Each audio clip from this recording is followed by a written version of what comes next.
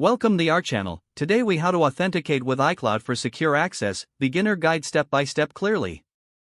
To begin authenticating with iCloud, ensure you have an Apple ID. Open your device and navigate to the Settings app.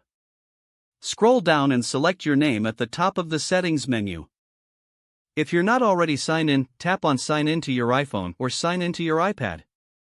Enter your Apple ID and if you have enabled two-factor authentication, a verification code will be sent to your trusted device or phone number.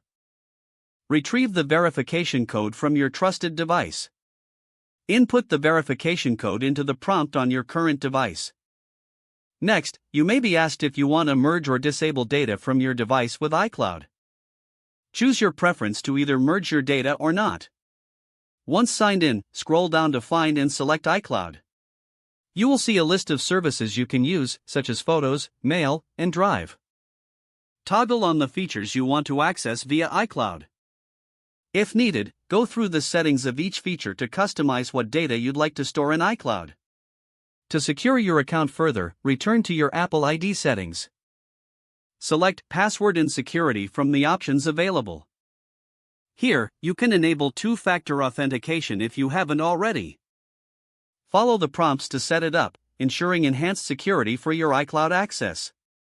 After all settings are adjusted, your iCloud account will be authenticated and secured. You are now ready to start using iCloud for secure access to your data. If the page does not load, refresh the browser or try again in a private or incognito window.